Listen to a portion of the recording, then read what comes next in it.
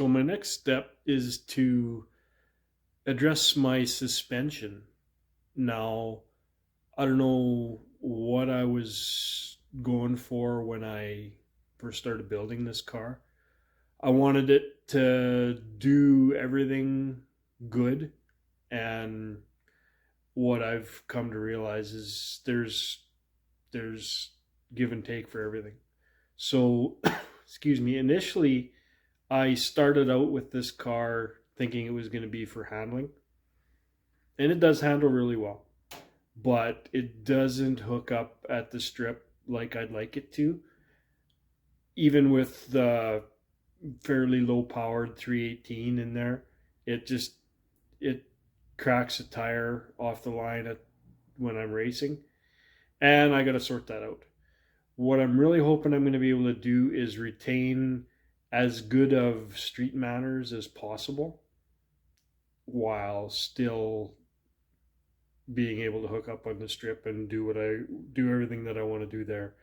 So what I'm going to be doing is slowly, one piece at a time, I'm going to be making changes to my suspension, starting with the rear suspension, and see what I need to do to make this thing hook up. That sounds like something that might interest you. Stick around. Now, what I got for rear suspension and everything back there, I've got super stock springs. I've got the RCD really heavy cornering type shocks. I've got a 7/8 rear sway bar. The tire is a 275 6015 Nitto drag radial. I've heard good and bad about the Nitto. It definitely doesn't hook up as good as the old tired Mickey Thompsons that I replaced, but they do actually have really good street manners. I mean, things got 3,000 miles on them and you can't hardly even tell. Like, it doesn't even really any appreciable wear.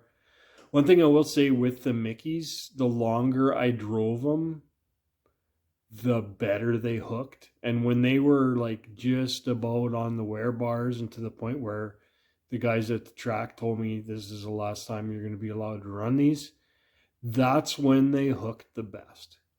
So maybe these will come that way too. I'm not sure.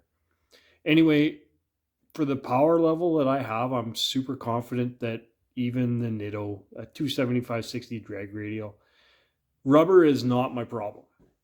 I've screwed around with different air pressure settings, and I'm still I was down to 18 psi, which from what I've been able to understand, I shouldn't even really need to be that low with my pressure with a drag radial.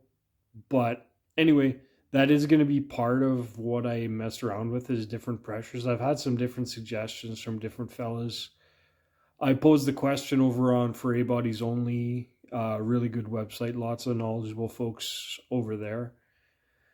So I'm going to take some of their suggestions, and obviously any suggestions that I can get from anybody that's looking at watching my YouTube videos, and we'll see what we're going to sort out.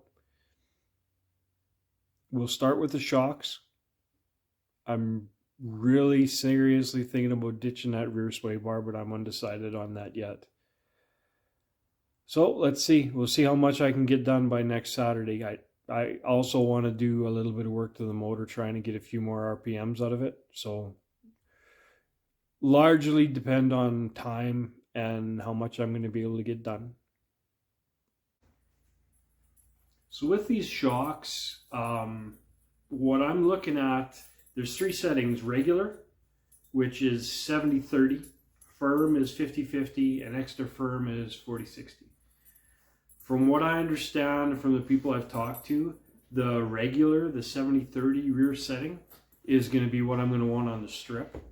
And the firm, the 50/50, is probably going to be what I want to drive on the street. What I'm going to start out with, what I'm going to install them at, is the regular, the 70-30 setting. We'll see how that works out on the street. It's actually not that big of a deal to pop them off and adjust them if it makes that much of a difference with the street matters. But we're gonna see. We're gonna do whatever we need to do to be happy with the ride and the handling. Well, I hope short shocks wasn't my problem, because my drag shocks are just a little wee bit longer. I was expecting a whole lot more here. These are both fully extended.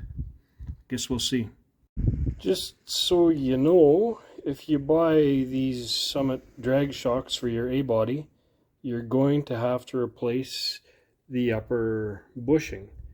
I wrecked this one taking it out, so I can't even show it to you, but the hole was way too small and it had a metal sleeve in there.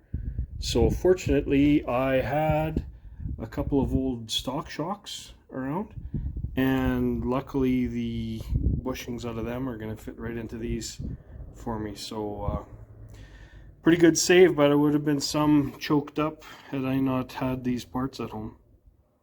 Well, there you go. That was a bit of a pain in the butt, but we got her done. Let's get these shocks on the car. Now the next thing I did was I pulled the rear spring clamps off. What I'm trying to accomplish here is to allow a little more separation in the back so I get a little more lift and plant that tire into the ground. I believe what I'm going to do once I get these things straightened out is I'm going to add them to the front segment just to stiffen up that front segment as much as I can. And supposedly this is an old Racer Superstock spring trick from a way back, so we're going to give her a try and see what happens. So that right there, where the return hose fitting on my steering box actually bolts to the steering box, that's where my leak was. Pretty fortunate I had the forethought to clean this all up with brake clean really good and have a good look at it before I just tore it all apart. I thought originally that the seal behind the steering arm was bad, just because that's where it was leaking from. But it turns out that's just the lowest spot, so that's where it accumulated and dripped from. Anyways, it's another thing that I had to have cleaned up and fixed before I went to the track tomorrow.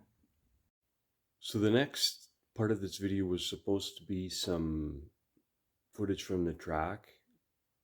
Yesterday we were supposed to have the first test and tune of the season. That didn't happen. It rained and got canceled. So we'll be waiting a week.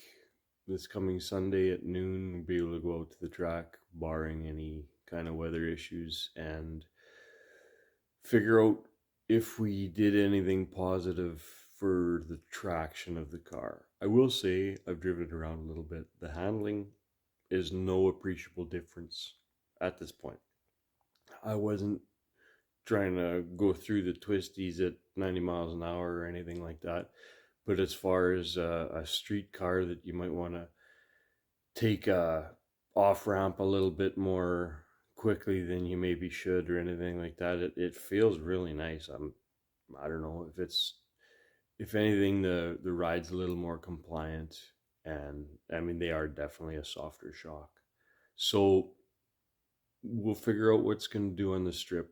Something that interests you, stick around. There'll be another video coming out real soon. Thanks for watching.